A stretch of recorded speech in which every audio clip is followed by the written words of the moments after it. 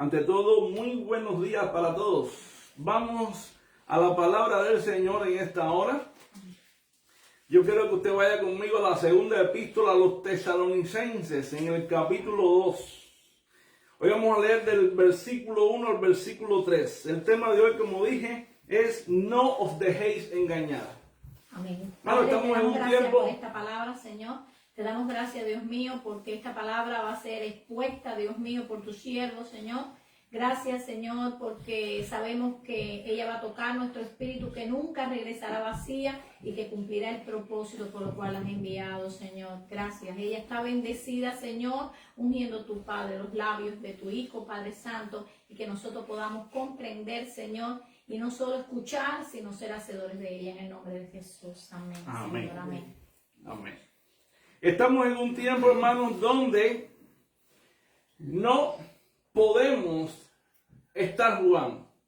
Estamos en un tiempo decisivo. Estamos en un tiempo donde hoy más que nunca la mentira está por todos lados. Y no podemos estar, hermanos, jugando nosotros como pueblo de Dios. Tenemos que estar apercibidos. De hecho, el apóstol Pedro dice que tenemos que estar velando. ¿Por qué? Porque nuestro adversario, el diablo, anda como ¿qué? Como león rugiente, buscando a quien devorar. Dice, por lo tanto, estar como firmes en la fe. Resistirlo firmes en la fe. Segunda epístola a los tesalonicenses, en el capítulo 2, del versículo 1 al versículo 3. Dice la palabra del Señor así. Dice la palabra. Pero con respecto a la venida de nuestro Señor Jesucristo y nuestra reunión con Él, os rogamos, hermanos, que no os dejéis mover fácilmente de vuestro modo de pensar, ni os conturbéis ni por espíritu, ni por palabra, ni por carta como si fuera nuestra, en sentido de que el día del Señor está cerca. Nadie os engañe en ninguna manera, porque no vendrá sin que antes venga ¿qué? La apostasía y se manifieste el hombre de pecado, el hijo de perdición. Lo dejamos ahí hoy. Mira, hermano, como decía anteriormente, estamos viviendo en un tiempo donde abundan más que hoy, más que nunca, las voces religiosas. Sobre todo hoy en día, las voces proféticas por todos lados. Tú ves por todos lados y voces proféticas, voces religiosas. Tú miras hoy el internet, hay transmisiones por donde quiera. Todo el mundo está anunciando hoy acerca del fin. ¿Sí o no? Hoy más que nunca se habla del fin. Los análisis proféticos, los sermones proféticos, todo eso se está hablando hoy. Yo quiero que tú tengas tu mente abierta. Yo quiero que tú atiendas bien a lo que hoy Dios nos quiere decir. ¿Ah? Y todo es una alerta hacia el fin. Todo es una alerta hacia el fin. Ahora, si miramos bien paradójicamente, hoy se habla más, fíjate hermano, hoy que se tiene que hablar más de Cristo, es cuando menos se está hablando de Cristo. Hoy se distorsiona la esperanza cristiana. ¿Por qué razón? Porque hoy se habla más del anticristo que de Cristo. Se habla más de que la iglesia se va antes de la gran tribulación, pero se habla menos de ¿qué? Se habla menos de la perseverancia nuestra como cristianos. Y esto es algo que tenemos que entender, hermano, que tú y yo tenemos que estar centrados en lo que la palabra dice. ¿Por qué razón? Porque muchas veces como hijos de Dios no estamos centrados en lo que la Escritura nos está diciendo. Y tenemos que entender que tú y yo tenemos que estar centrados en lo que la palabra nos está diciendo a nosotros. No podemos estar jugando. ¿Por qué? Porque hoy en día se habla más, hermano, del miedo que de la fe. Y eso es algo que tenemos, hermano, que darnos cuenta que no podemos permitir.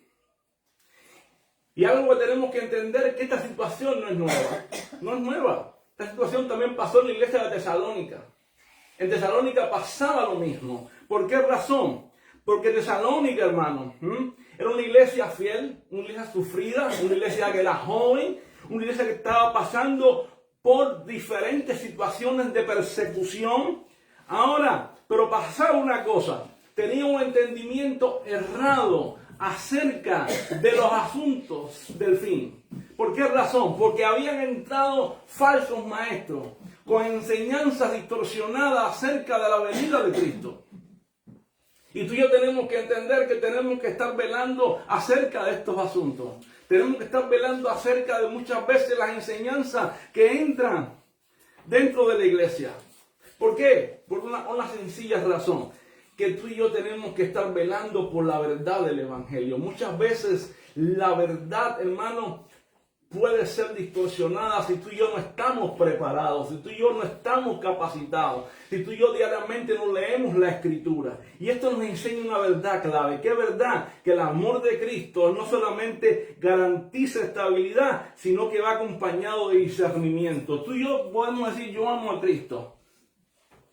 Pero de nada vale que tú y yo digamos, yo amo a Cristo, si tú y yo, hermano, no tenemos una estabilidad en Él.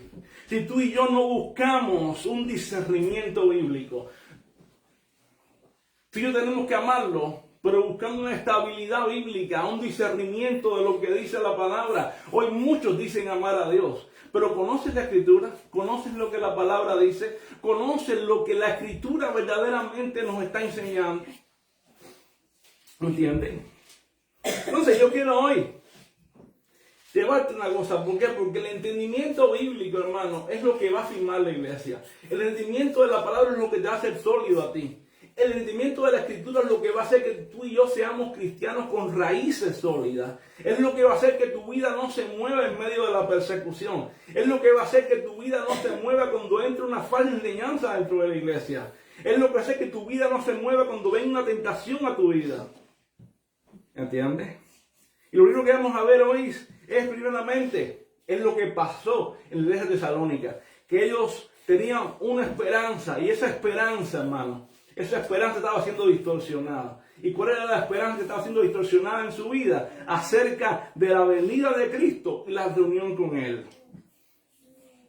Estaba siendo distorsionada esa esperanza. Habían entrado falsos maestros distorsionando esa esperanza. Lo primero que Pablo viene y le dice lo siguiente: pero con respecto a la venida de nuestro Señor Jesucristo y nuestra reunión con Él, os rogamos, hermanos. ¿Qué está diciendo Pablo? Os rogamos, hermanos. Ahora Pablo está definiendo algo aquí. ¿Qué está definiendo Pablo? Pablo está definiendo primeramente el tema de la venida del Señor. Pablo no está anunciando eventos. Pablo no está diciendo fechas. Pablo no está diciendo que va a ser un momento determinado. El tema que Pablo está diciendo, esta es la esperanza del cristiano. La venida de Cristo es nuestra esperanza. Pablo no está hablando que esta va a ser la tribulación. Pablo no está diciendo, no viene el anticristo. No está hablando del anticristo ni de la tribulación. No está hablando de Israel. No está hablando de nada. Pablo está hablando de la esperanza bienaventurada del cristiano. Tú y yo estamos, hermano, aguardando una esperanza bienaventurada. ¿Cuál es? ¿Cuál es la esperanza bienaventurada del cristiano? Dice la Escritura que nosotros estamos aguardando la esperanza bienaventurada, que es la manifestación gloriosa de nuestro gran Dios y Salvador Jesucristo. Y Pablo está tocando aquí un tema fundamental, que es nuestra esperanza como cristianos. No pone fecha, no habla del anticristo, no te está hablando de ningún tema, te está hablando solamente de un tema en el primer versículo, la esperanza nuestra. Tenemos una esperanza. Tú y yo como hijos de Dios, hermano, tenemos una esperanza. Y aquí Pablo une dos conceptos que hoy en día se malinterpretan. ¿Qué Pablo une dos conceptos? Une la venida de Cristo y une nuestra reunión con Él. Hoy muchos separan estos dos conceptos.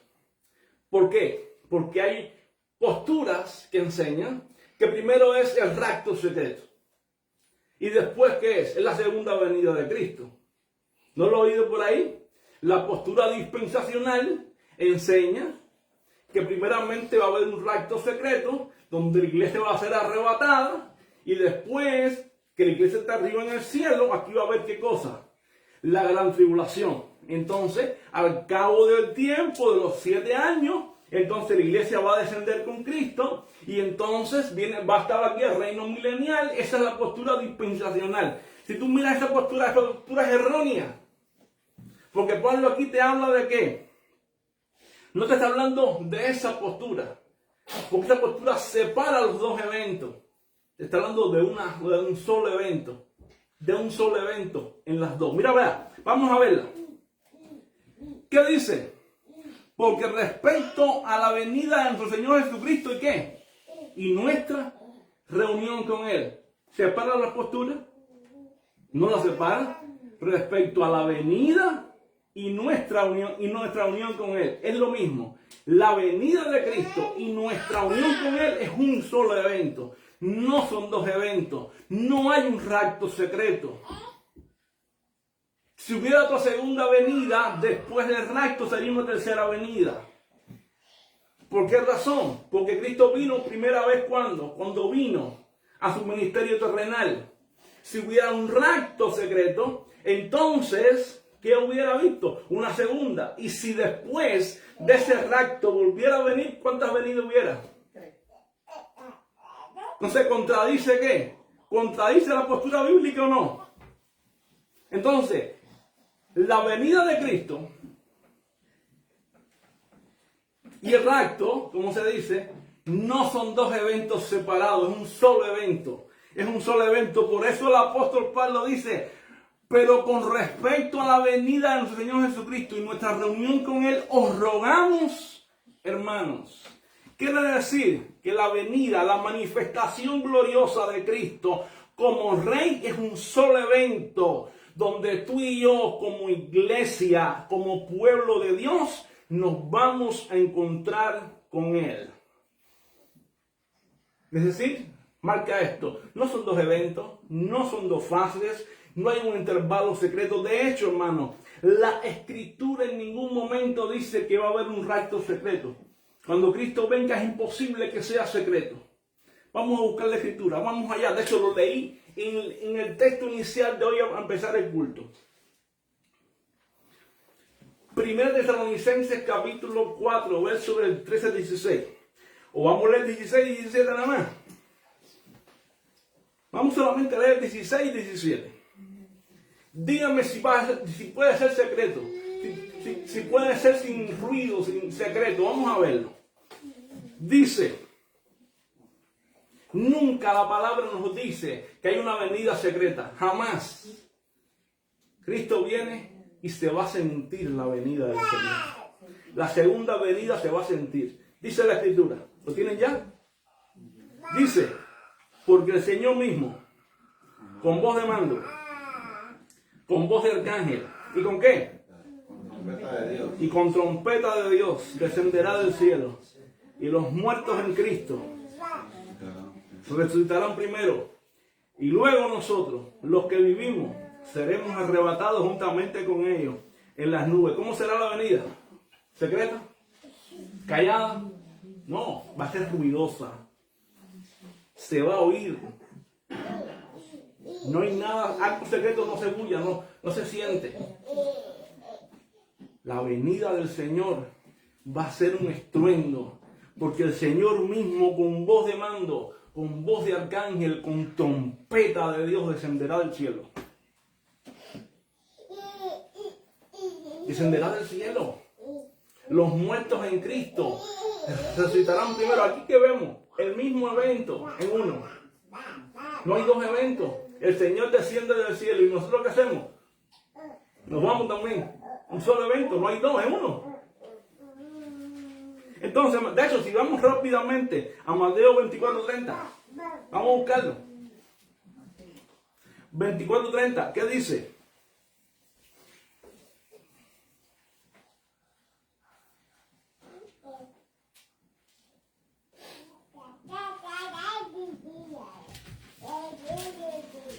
Búsquenlo, vamos a buscarlo todo.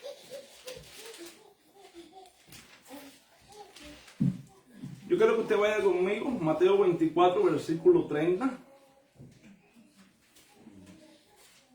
¿Lo tiene ahí? Dice la Escritura. Vamos a leerlo desde el 29 para para eliminar alguna postura que andan por ahí. Dice, e inmediatamente, el verso 29, ¿después de qué? De la tribulación. ¿Qué tribulación? De feos días. Entonces, ¿pasa la iglesia la gran tribulación, sí o no? Léalo conmigo. E inmediatamente después de la tribulación de aquellos días, el sol, ¿qué pasa? La luna dará, no dará, y las estrellas caerán del cielo, y las potencias de los cielos serán conmovidas. 30. Entonces aparecerá la señal de ¿quién? El Hijo del Hombre. Entonces, Cristo viene, hermano. Pero dice que la iglesia va a pasar la gran tribulación, porque vendrá después de la tribulación de aquellos días. Ahí se descarta que hay un rapto secreto ante la segunda venida de Cristo. Cristo viene a buscar a su iglesia, pero la iglesia va a pasar la gran tribulación, porque estamos aquí. Entonces aparecerá la señal del Hijo del Hombre en el cielo. Entonces lamentarán todas las tribus de la tierra y verán al Hijo del Hombre viniendo sobre las nubes del cielo. ¿Con qué? Con gran poder y gran gloria. Dice, y enviará a sus ángeles. Verso 31. ¿Con gran voz de qué? Con voz de trompeta. Y juntarán a sus escogidos de los cuatro vientos, desde un extremo del cielo hasta el otro. Mano, viene con voz de trompeta. Los ángeles también hacen trompeta. Escúchame, no es un rapto secreto, es un solo evento. No hay dos eventos, un solo evento. Un solo evento. Y no es secreto, es imposible que sea secreto. Es decir, hermano, Pablo está hablando de los tesalonicenses aquí de algo fundamental, que la esperanza del cristiano tiene que estar centrada en escapar de este mundo. No estemos pensando nunca, yo quiero irme. No pensemos en escapar. La iglesia está centrada en escapar del mundo. Hoy tú ves, no, yo quiero irme ante la gran tribulación. No, hermano, la iglesia va a pasar la gran tribulación. La iglesia la va a pasar. Nuestra esperanza como cristianos, tenemos que entender una cosa, es encontrarnos con Cristo como ese Rey victorioso que viene a buscar a su pueblo. Esa es la esperanza nuestra. Por eso es que la Biblia dice que tenemos una esperanza bienaventurada, que estamos aguardando la manifestación gloriosa de nuestro gran Dios y Salvador Jesucristo. Esa es nuestra esperanza. Esa es nuestra esperanza. Por eso es que tú y yo estamos aquí, en esta tierra, preparándonos para ese gran día. Por eso, bueno, si alguien viene un día por ahí y te enseña que la iglesia se va antes de la gran tribulación, la iglesia huye rápido. Hermano, eso no viene del texto bíblico. Esto no fue lo que enseñaron los apóstoles. Eso no es bíblico. La Biblia enseña todo lo contrario. Y quiero que te quede claro esto. Ahora, ¿cuál era el problema real de la iglesia tesalónica? Era este, mira, yo creo que, mira, te des cuenta de esto. Es que tenían una mente turbada. ¿Turbada por qué? Por el engaño que habían recibido. Estaban turbados. Tenían un engaño en su mente. Habían sido engañados. Verso 2, vamos a buscarlo. Búscalo ahí. Dice el apóstol Pablo, no dejéis mover ¿qué? Que no os dejéis mover ¿de qué? Fácilmente. Dice, pero respecto a la venida del Señor, quiero que sepan que no os dejéis mover fácilmente de vuestro ¿qué? Vuestro modo de pensar, ni os conturbéis, dice, ni por espíritu, ni por palabra, ni por carta, como si fuera nuestra, en el sentido de que el día del Señor está cerca. Mira, hermano, ¿qué es lo que estaba pasando? Esta iglesia no estaba pecando. Esta iglesia no estaba en problemas de índole, de problemas morales, no nada de eso. Esta iglesia estaba ahora confundida. La iglesia tesalónica estaba ahora confundida doctrinalmente. Ese es el problema que tiene la iglesia tesalónica. Por eso Pablo escribe esta epístola. Esta iglesia había tenido un engaño. Y el engaño de la iglesia no vino del Imperio Romano. no vino de otro hombre, vino dentro del mismo contexto eclesial, dentro del mismo contexto religioso, dentro del mismo contexto donde se levantaron falsos maestros engañando a la iglesia. ¿Y por qué es que entran muchas veces las falsas enseñanzas? ¿Y por qué es que entran muchas veces las falsas doctrinas dentro de la iglesia? ¿Y por qué muchas veces es que la falsa enseñanza entra dentro de la iglesia y muchas veces la aceptamos? ¿Por qué? ¿Tú sabes por qué muchas veces la falsa enseñanza entra dentro de la iglesia? Bueno, pues mira, en primer lugar entra sencillamente por falta de conocimiento. Oseas 4:6 dice, mi pueblo pereció porque le faltó conocimiento. Por eso yo hago tanto hincapié en que tenemos que hacer estudios bíblicos, en que hay que estudiar la Biblia, en que hay que conocerla, en que hay que oír la palabra, en que hay que oír el mensaje de la palabra. Cuando no oímos el mensaje de la palabra, hermano, ¿sabes lo que nos ocurre? Podemos ser engañados totalmente. Lo que usted escucha es lo que usted va a aprender. La Biblia es la palabra de Dios. Amén. Ahora Pablo hace así y le dice algo. Pablo identifica 3 señales por donde entró la mentira. Y hay 3 formas de cómo entra la mentira dentro de la iglesia. Primera, dice Pablo, que no os dejéis mover fácilmente vuestra manera de pensar. Dice Pablo, primeramente ni por espíritu, ni por palabra, ni por carta como si fuera nuestra. ¿Qué estaban haciendo? Primeramente, estaban viniendo personas ¿con qué? Con falsas revelaciones. Estaban viniendo personas con enseñanzas persuasivas. Y estaban viniendo personas con cartas, con epístolas, con una falsa autoridad apostólica.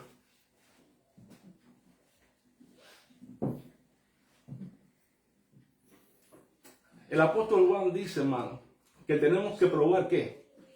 Probar los espíritus. Si son de Dios o no son de Dios. Hermano, no todo el que te viene a decir, que tuvo una revelación, no, hermano, no te dejes engañar. Esto no es de Dios, no hay otra revelación. Mira, la revelación está aquí. Esta es la revelación.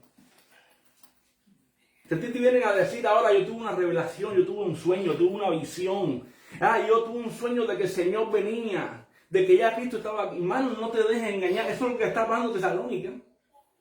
¿Tú sabes lo que pasó en Tesalónica? Que llegaron personas diciendo que ya el Señor había venido. No lo sabía. Eso es lo que pasó en Tesalónica. El Señor ya vino. Ya vino Cristo.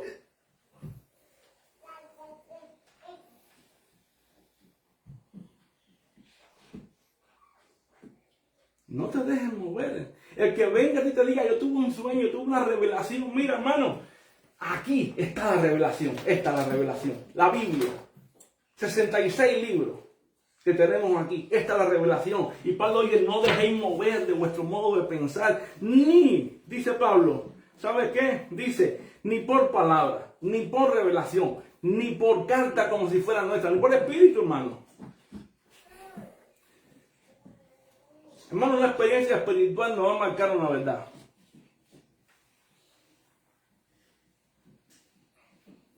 No marca una verdad. A mí pueden venir a mí miles de personas a decirme, es que yo he tenido una experiencia espiritual. Mira, hermano, te voy a decir, alguien puede decir que sintió algo fuerte. Alguien puede decirme, yo tuve una visión. Alguien puede decirme, oye, es que yo cuando oigo una canción yo lloro. Es que yo verdad que me ericé. Mira, los gatos no tienen el Espíritu Santo y se erizan.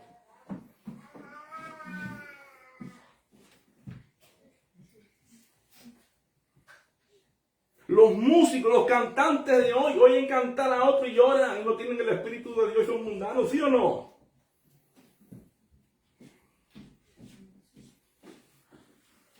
Busca en internet.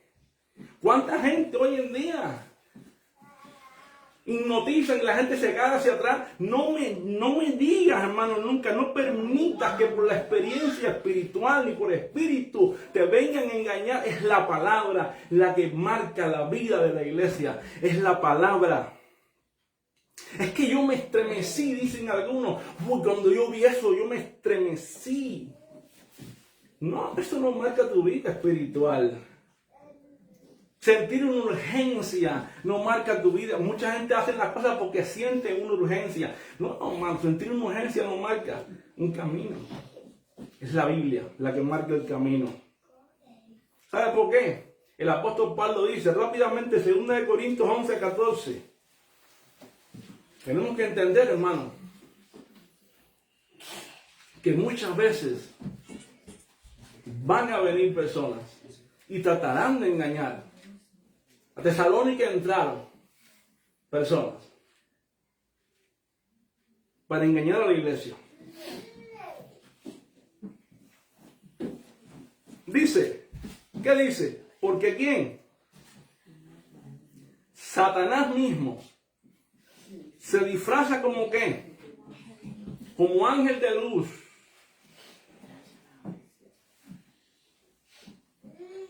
Y después se creó como ministro de justicia, ¿sí o no? No es extraño si también sus ministros se disfrazan. Ah, exacto. Y no disculpa, y no es extraño si también sus ministros se disfrazan como ¿qué? Ministros de justicia.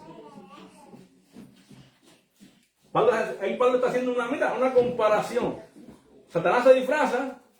No te extrañes si también sus ministros a veces se disfrazan también. ¿Y sabe qué estaba pasando con Pablo ahí? Lo que estaba pasando con Pablo en 2 Corintios es que se habían levantado falsos apóstoles hablando mal de su vida.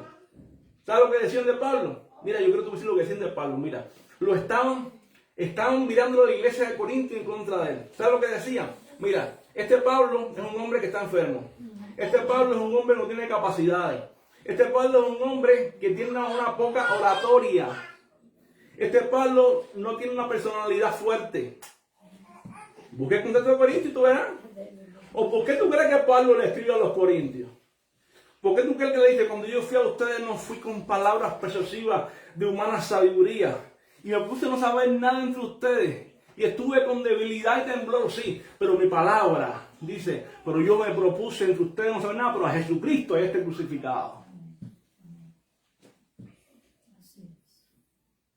¿Y por qué tú crees que le habla de la aguijón en la carne? Pero para no vanagloriarme, me fue a dar la aguijón en mi carne. Y le habla de cada cosa en su lugar. ¿Por qué? Porque habían falsos maestros. Y él le dice, no dudéis también de que vuestros ministros también se disfrazan como ministros de justicia. Entonces, hay algo, hermano, que tú tenemos que entender. Tenemos que entender que no todo el que te dice revelación, hermano, no hay revelación. La Biblia es la revelación. Si a usted le vienen a decir, así te dice el Señor, si no te lo dice lo que está aquí, no lo reciba. No lo reciba. Voy siguiendo, hermano. Emoción no es revelación. Emoción no es revelación. Hermano, sentir algo intensamente no significa que Dios está revelando algo. No, ni algo nuevo, ni algo verdadero. La emoción es parte de nuestra humanidad. Más nada. Yo puedo emocionarme, yo puedo sentir algo muy lindo porque me emocioné, pero eso no es revelación. No, hoy muchos confunden intensidad emocional con autoridad de Dios. La autoridad de Dios está en la Escritura. Jeremías 23:16 dice la Escritura. Jeremías hace una denuncia profética y dice, hablan visión de su propio corazón, no de la boca de Jehová. Jeremías también dice en el capítulo 17, verso 9, el corazón es engañoso más que todas las cosas. En otras palabras, hermano, no podemos dejarnos engañar.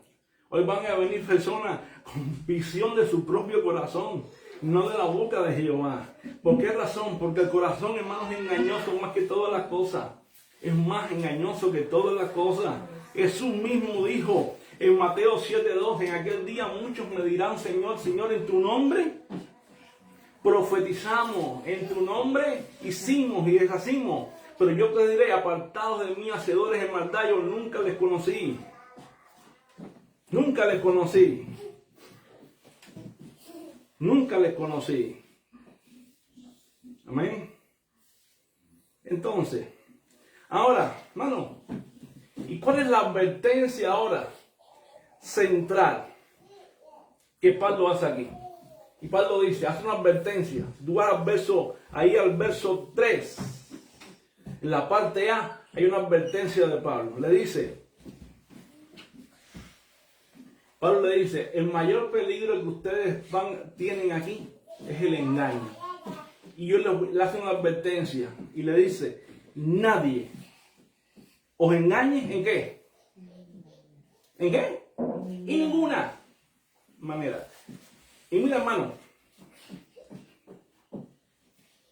yo te vengo a decir hoy, no permita que nadie te engañe en ninguna manera. Y cuando vemos esta frase, hermano, de Pablo, esta frase no es un comentario que está dentro de la Tesalónica secundaria. Es un comentario sólido, un comentario fuerte, porque es un comentario que sale del corazón mismo del pasaje. Pablo no está advirtiendo primero ni sobre persecución, no le está diciendo sobre hambre, no le está diciendo ni sobre guerra, no le está hablando de imperio, no. Le está hablando nadie te engañe sobre el ámbito religioso, nadie. En ninguna manera en el ámbito cristiano, nadie te va a engañar en el ámbito teológico, que nadie te engañe en el ámbito teológico.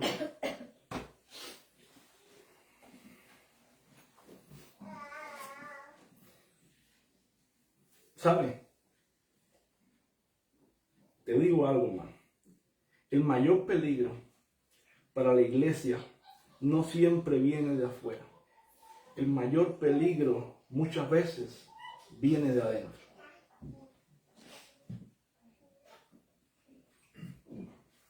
Por eso es que yo hago tanto hincapié en que nuestra iglesia, esta iglesia, sea una iglesia bíblica, sea una iglesia centrada en la Escritura, que viva verdaderamente la palabra.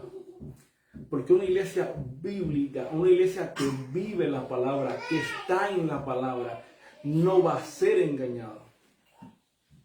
No puede ser distorsionada. No puede ser descentrada. Por eso decía en mi exhortación, estudien la palabra, lean la palabra, escudriñen la Escritura. ¿Por qué razón? Porque a usted puede venirle cualquier persona con cualquier área de engaño y usted la va verdaderamente a poder discernir. ¿Entiende? ¿Sabe por qué es tan grave el engaño? ¿Sabe por qué el engaño es tan grave? Primeramente, por una sencilla razón. Porque el engaño lo primero que hace es que distorsiona la verdad dentro del marco religioso. La distorsiona. ¿Qué pasó con la iglesia de Tesalónica? Estaban distorsionados. Estaban distorsionados. La verdad, la mentira, el engaño nunca va a negarte a Dios abiertamente. No. Él lo usa. Él te va a usar a Dios. Él viene, él te usa a Dios, él cree en Dios. El que viene, no, si yo creo en Dios, Jesús es el Señor y todo muy bonito. Si no, mire las iglesias hoy en día apóstatas. ¿Qué te dice? El Rey Jesús. Luego por ahí te pone Jesús es el Señor. ¿No te usan a Dios? ¿Y qué te predican? Prosperidad, confesión positiva. Te predican los pequeños dioses, que son dioses. Te predican un montón de cosas. Te predican el apostolado, te predican lo profético. Te predican que... Y te usan a Dios. Ellos no atacan a Cristo, aparentemente. Ellos lo mencionan. No se te van a enfrentar como un error. No, para nada. Pero se te disfraza de qué? Se te disfraza como oveja pero es un lobo escondido. Pero es un lobo escondido, hermano. Yo creo que tú vayas conmigo a Mateo 24:4, que dijo Jesús. Vamos a Mateo 24, vamos allá. No te dejes engañar, hermano. No todo el que viene diciéndote, oye, mira, yo tengo la verdad, mi iglesia tiene, como alguien dijo en una ocasión, le dijo, porque yo sí de verdad que tengo argumentos sólidos. No, hermano, no. Mateo 24, vamos allá.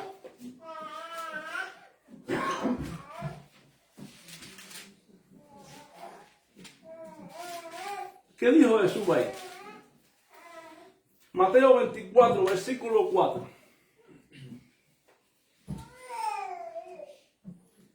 Respondiendo Jesús, ¿qué les dijo? Mirad que nadie os engañe. Ya no es Pablo. ¿Ahora quién lo dijo? Jesús.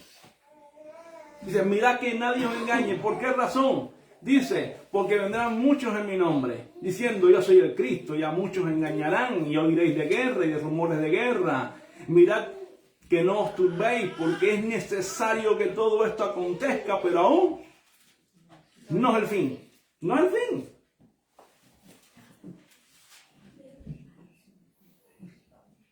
Y Pablo lo confirma.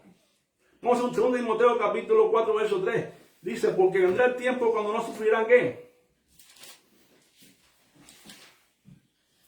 Dice, porque vendrá tiempo, cuando no sufrirán la sana doctrina, sino que teniendo comezón de oír, ¿qué? Se amontonarán maestros conforme a sus propias concupiscencias. Dice, vendrá el tiempo, vendrá el tiempo, vendrá el tiempo, vendrá el tiempo. ¿Qué tiempo? El tiempo, hermano.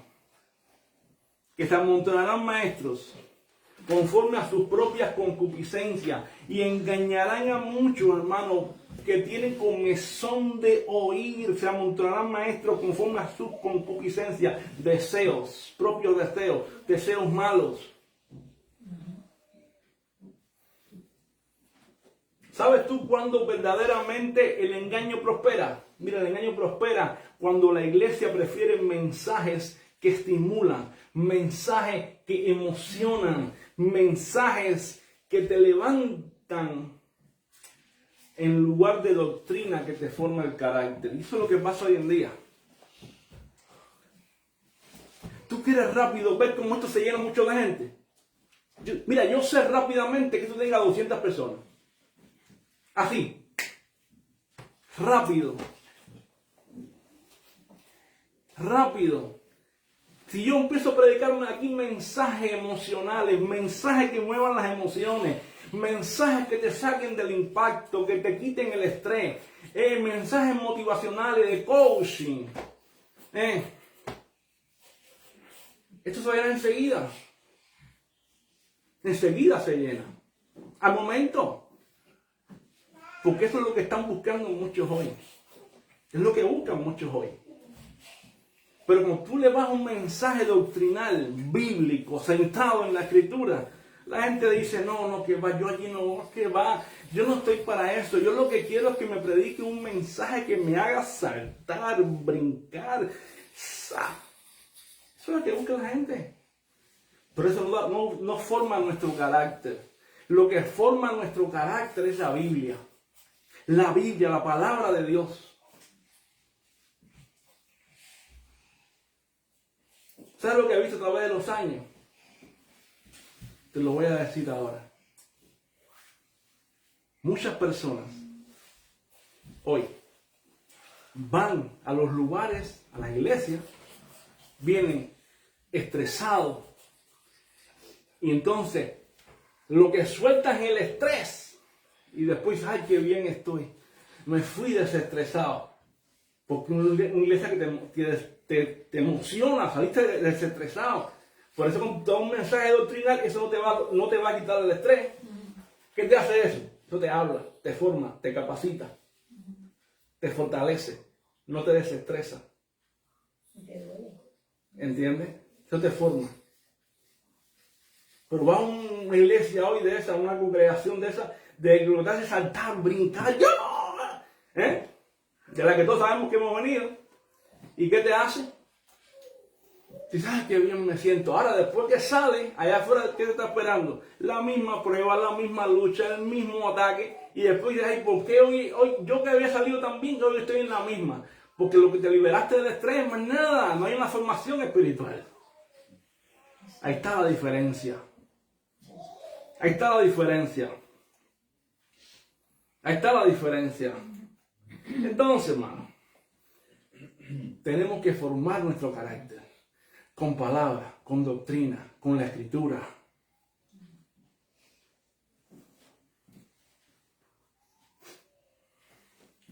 Y tenemos que entender una cosa, hermano, que el engaño religioso siempre va a preceder al juicio. Vamos allá. Antes del juicio del diluvio, ¿qué hubo? Corrupción, ¿sí o no?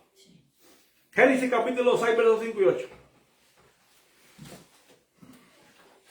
Dice, y vio Jehová que la maldad de los hombres que era mucha en la tierra, y que todo designio de los pensamientos del hombre, del corazón del hombre, era de continuo solamente al mal. Y se arrepintió Jehová de haber hecho al hombre en la tierra, y le dolió en su corazón. Génesis 6, 5 al 8. Y dijo Jehová, raeré sobre la faz de la tierra al hombre que he creado. Dice, desde el hombre hasta la bestia, y hasta el reptil y las aves de los cielos, pues me arrepiento de haberlos hecho. Pero, verso 8, no he hallado gracia ante los ojos de Jehová. ¿Qué fue lo primero que vino? La corrupción. El hombre, ¿cómo estaba? Vio Jehová que la maldad del hombre era mucho sobre la tierra, y que todo designio del pensamiento de su corazón era de continuo al mal. ¿Y qué vino entonces? Después vino juicio. Juicio vino después. Juicio vino después. Antes del exilio de Babilonia, ¿qué hubo? Juicio, vamos allá. ¿Qué hubo? Falsos profetas que decían paz, paz, y no había paz. Jeremías, vamos allá, Jeremías 6:14. Dice la escritura, y curan la herida de mi pueblo con liviandad, diciendo paz, paz, y no hay paz. Eso es lo que pasa hoy en día, hermano. ¿Cuántas veces tú vas a algunos lugares te dicen, hermano, hoy prepárate, porque viene un nuevo tiempo, un nuevo momento? Tú verás que esto es de mayor gloria en tu vida. Hoy como nunca antes vas a prosperar, vas a salir adelante. Viene un tiempo de abundancia, un tiempo de gloria. Mira, hermano, la Biblia nos enseña esto. Nos enseña esto. Antes de ir a Babilonia, los falsos profetas que decían, curaban la herida del pueblo con liviandad, diciendo paz, paz. Y no había paz. Mira, hermano, es tiempo de no pasarle la mano al pecado.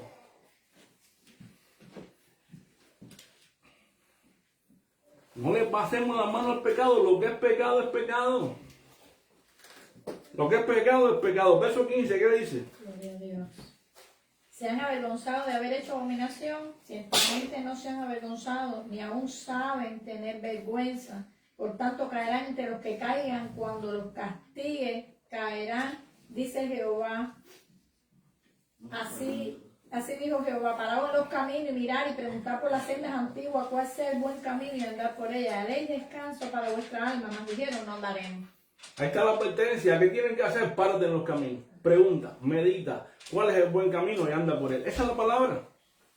Ahora, antes de la caída de Jerusalén, ¿qué pasó? ¿Qué hizo Jesús? ¿Qué advirtió Jesús? Repetidamente, sobre el engaño religioso. Vamos allá. Mateo 24:11. ¿Qué dijo? Porque se levantarán, ¿qué? Falsos cristos, falsos profetas, y engañarán a muchos. ¿Y después qué ocurrió? ¿Qué pasó a Jerusalén? Jerusalén cayó, año 70, después de Cristo. ¿Qué le pasó a Jerusalén? Fue destruida. El templo se destruyó, ¿sí o no? ¿Qué dijo Jesús? No quedará piedra sobre piedra que no sea destruida, ¿sí o no?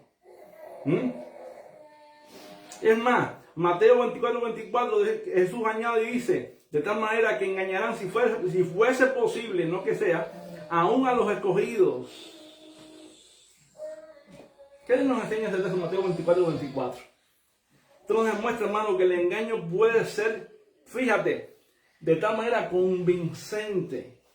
El engaño puede ser Y creo que se me entiende esta palabra. El engaño puede ser carismático. No en el sentido que muchos lo quieren ver ahora. No. El engaño puede venir muy bonito, con mucho carisma, muy hermoso. Pero no es verdad. Pero no es verdad. Es engaño. ¿Vale? El engaño es engaño. Es más, puede ir aparentado bíblicamente. ¿Sabes lo que está demostrado en los estudios? Te lo voy a decir ahora mismo. Que las falsas doctrinas traen un 98% de verdad y un 2% de mentira. Pero ahora mismo, si yo cojo un vaso de agua y yo le echo a ese vaso de agua todos los días una gotica de cianuro y yo se los doy a ustedes, de aquí a un mes, ¿estarán vivos ustedes? ¿Sí o no? Y yo todos los días le doy a ustedes un vaso de agua con una gota de cianuro o 2 gotas de cianuro. ¿Estarían vivos ustedes?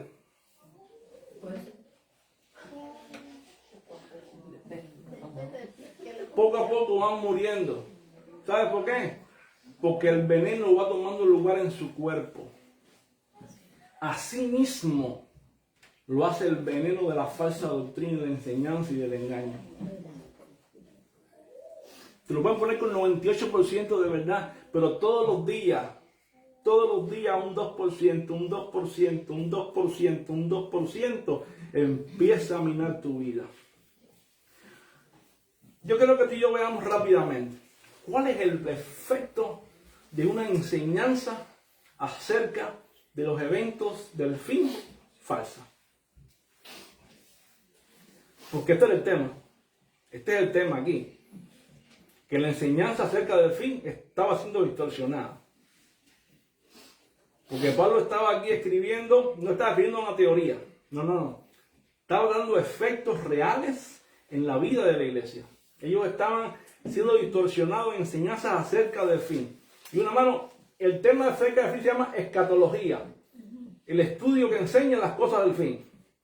Y una escatología falsa, hermano, no es un simple error. Una escatología falsa es peligrosa. Produce consecuencias espirituales terribles. ¿Por qué razón?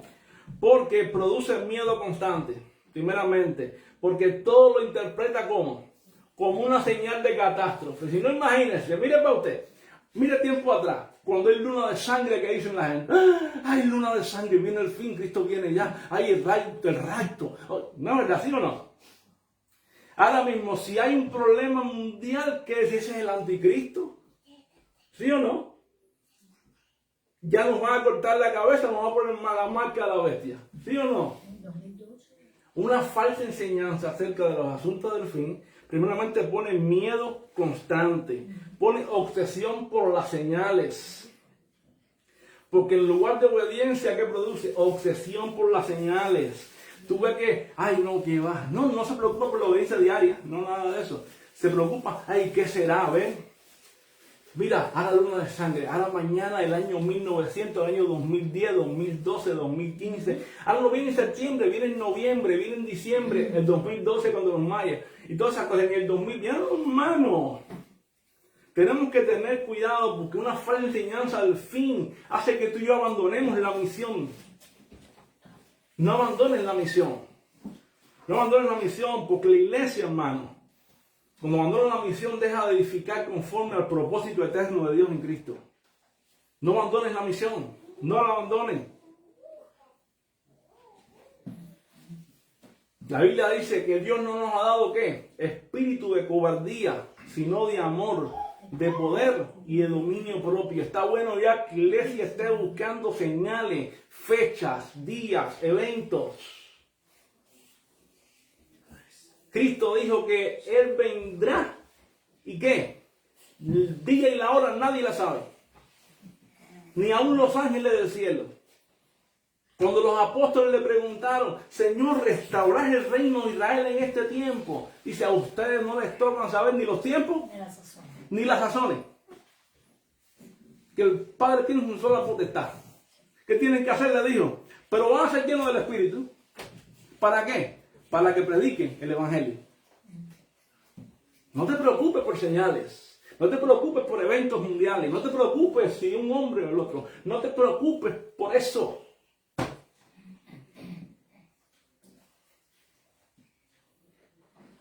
Y es lo que estaba pasando con los tesalonicenses, que estaban siendo distorsionados. Les decía, ya Cristo vino. Ya Cristo vino.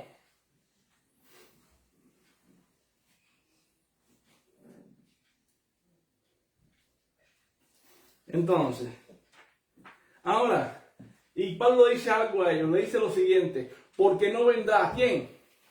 ¿Quién no vendrá? Dice Pablo, dice, porque no vendrá sin que antes venga la apostasía y se manifieste el hombre del pecado. A todo el mundo se queda así ahora y dice, esta es la parte que queremos oír. Pues hermano, vamos a ver la parte esa que está buena, vamos allá. Porque no vendrá sin que antes venga la apostasía y se manifieste el hombre de pecado. Mira, cuando Pablo menciona la apostasía, hermano, no está introduciendo aquí un concepto vago y una advertencia genérica. No, no, no. Más bien está señalando un hecho concreto, está señalando un hecho histórico y un hecho pactual, del pacto en el cual estaba en ese momento. Y si miramos dentro del marco bíblico, tenemos que entender que la apostasía no es un fenómeno emocional, la apostasía no es una crisis pasajera, la apostasía es un acto grave de rebelión espiritual. Eso es la apostasía. La apostasía es un acto grave de rebelión espiritual. ¿Qué es la apostasía? Vamos allá. Cuando la apostasía, según la palabra, la apostasía nunca se describe como una debilidad temporal. No es una debilidad temporal que muchas veces es que tuvo un momento difícil, te apostaté. No, eso no es una apostasía, sino que es una ruptura consciente del pacto de Dios. Cuando una persona rompe conscientemente con el pacto de Dios, lo hace consciente, eso es apostasía. Apostasía es el abandono deliberado de la verdad revelada. Cuando usted y yo abandonamos verdaderamente, conscientemente, la verdad revelada, usted y yo estamos apostatando. ¿Qué no es la apostasía? La apostasía, hermano, no es enfriamiento emocional. La apostasía no es pecado ocasional. Marque esa palabra. La apostasía no es que usted esté en lucha espiritual. Todos estamos en lucha espiritual. Todos diariamente fallamos delante de Dios. Tenemos pecados ocasionales, no práctica de pecado. Muchas veces nos enfriamos emocionalmente. La apostasía no es duda temporales, no es duda. Todos dudamos de vez en cuando, alguien duda. La apostasía no son caídas personales, eso no es apostasía. Muchas veces las personas caen pero se levantan. Eso no es apostasía. La apostasía es estar conscientemente de que tú lo que haces, lo haces contra la ley de Dios. Lo haces contra la ley de Dios. Es aquel que se revela conscientemente. Conscientemente. Ahora, cuando vemos esto, hermano, estas realidades existen incluso en creyentes muchas veces fieles, hermano. Lo que hago es en creyentes fieles. ¿Cuántas veces tenemos luchas espirituales? ¿Cuántas veces tenemos caídas todos los días? Vamos allá. Ahora, la apostasía es, vamos allá. Rebelión consciente contra el pacto de Dios, rechazo deliberado de la autoridad divina, sustitución del señorío de Dios por otro señor. Eso es apostasía. Eso es apostasía. De hecho, si vamos a Isaías 1.2, quiero que vayas conmigo. ¿Qué dice Isaías 1.2? Dice, crié hijos, los engrandecí y ellos se rebelaron contra mí. ¿Está refiriéndose a quién? Fíjate que no se trata de ignorancia. Se trata de personas que conocen, personas que tienen una relación, personas que tienen entendimiento, personas que saben lo que creen, que tienen un encuentro y dice, pero ¿qué han hecho? Han hecho un rechazo voluntario. Y si vamos al Evangelio de Juan, capítulo 1, verso 11, un texto que muchas veces nosotros recitamos mucho, con el verso 12 vemos algo. Que decimos, a lo suyo vino, ¿sí o no? Sí, Cristo vino a lo suyo, a lo que él ha creado, a todo lo suyo. ¿Y los suyos qué hicieron? No le recibieron. ¿A quién se refiere? Al pueblo de Israel. No le recibieron voluntariamente. ¿Qué hicieron? Apostataron.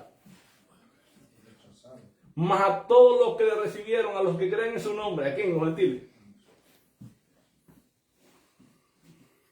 Le fue dada potestad de ser llamados hijos de Dios. Hermano, en otras palabras, Cristo vino al pueblo del pacto. Con promesas, con profecías, con señales claras. ¿Pero qué fue? Fue rechazado.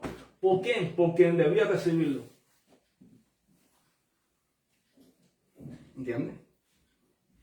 De hecho, vamos a Mateo 21, 43.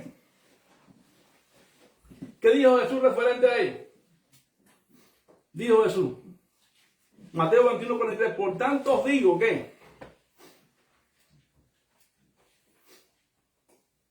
el reino de Dios será quitado ¿de qué? De vosotros. De vosotros. Y será dado a gente Que produzca los frutos de él. que produzca frutos de él. Le fue quitado el reino. Y le va a ser dado a gente que produzca frutos de él. ¿Te das cuenta? Ahora, ¿sabe? Perdón un momentico. Que aquí se me ha puesto en una batalla espiritual. No, mentira. Se me ha cerrado el sermón, pero ya voy a encontrarlo.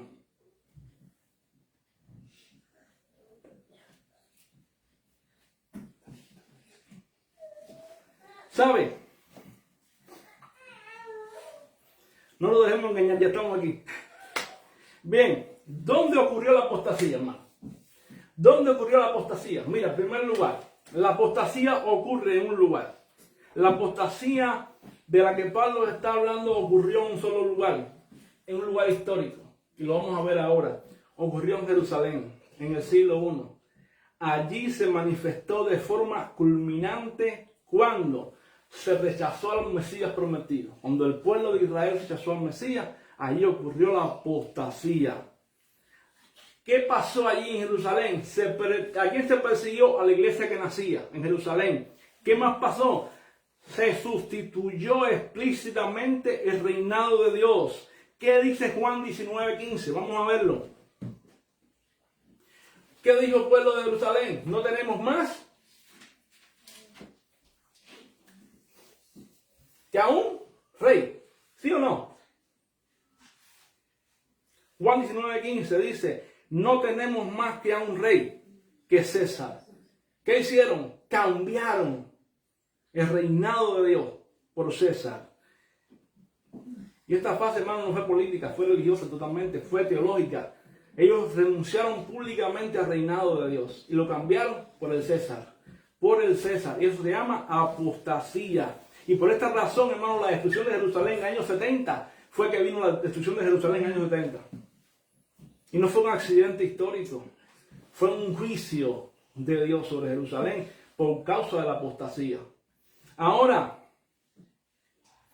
si Mateo 23:38 dice, he aquí, vuestra casa es dejada como desierta y no quedará allí, Mateo 24:2, no quedará aquí piedra sobre piedra que no sea derribada. ¿Por causa de qué? Por causa de la apostasía. Hermano, la apostasía trae juicio. La apostasía trae juicio. Ahora, hermano, hoy tú y yo hoy, no estamos viviendo la apostasía en que estamos viviendo los tesalonicenses. No lo estamos viviendo. Esa fue la apostasía de ellos en ese momento. Esa apostasía fue histórica en su momento. No la estamos esperando porque esa fue la apostasía que le correspondió a ellos. Pero, primeramente, la apostasía comienza cuando la verdad de Dios es reemplazada. Y cuando tú y yo reemplazamos la verdad de Dios, estamos apostatando. Y aunque no vivamos esa apostasía histórica, tenemos que entender que el peligro de reemplazar la verdad por versiones cómodas, por versiones emocionales, por versiones sensacionalistas, hoy sigue siendo real. Cuando tú y yo buscamos un evangelio cómodo, un evangelio emocional, un evangelio a nuestras maneras, también estamos apostatando. ¿Entiendes? El apóstol Pablo dice en 2 Tesalonicenses capítulo 2 verso 15, retened la doctrina que habéis ¿qué? Aprendido. Dice reténla. En otras palabras, no te dejes mover, retén la doctrina que habéis aprendido. Hermano, cuando la iglesia deja la doctrina apostólica, cuando la iglesia deja la doctrina de Cristo, aunque siga usando un lenguaje cristiano, la iglesia se empieza a debilitar espiritualmente. No te debilites, hermano. No cambies la doctrina. No te debilites por nada. ¿Sabes por qué? Porque tú y yo tenemos que ser creyentes bíblicos. Ahora, rechazar el señorío de Cristo sigue siendo también hoy en día un pecado central. ¿Por qué? Porque tal vez tú y yo no decimos hoy como Jerusalén. Hoy, ¿qué es Jerusalén? Hoy no hay más que soy César es el rey. Ellos decían que César era el rey, ya no la dio. Pero tal vez tú y yo no decimos eso. ¿Pero qué decimos hoy? Hoy tal vez cambiamos al César por dinero. Hoy tal vez cambiamos al César por trabajo. Hoy tal vez cambiamos al César por el éxito. Hoy tal vez cambiamos al César por la cultura. Hoy tal vez cambiamos al César por la popularidad. Hoy tal vez cambiamos al César por todas las cosas que ponemos delante de Dios. No es malo el dinero, no es malo el trabajo, no es malo la comodidad si la tienes, no es mala la familia, todo es bueno, todo es bueno.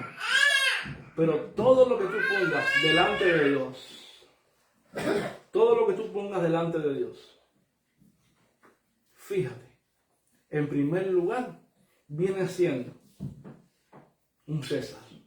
Y eso es un modo de apostasía. Un modo de apostasía. Y lo voy a dejar aquí.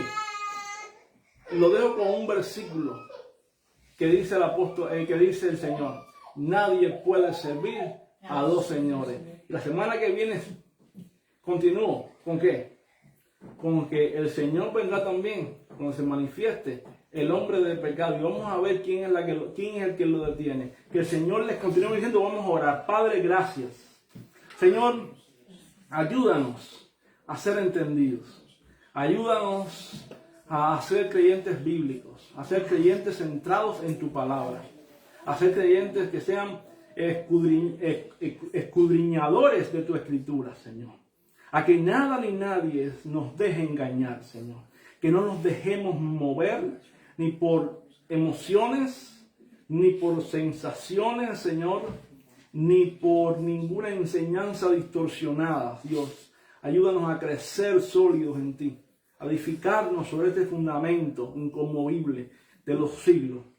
Señor, y te damos gracias, gracias soberano Dios, por tu verdad, por esa verdad que nos dejaste en Cristo. Gracias. Padre, que como iglesia podamos seguir madurando y creciendo sólidamente en tu nombre. Amén. Amén. Amén.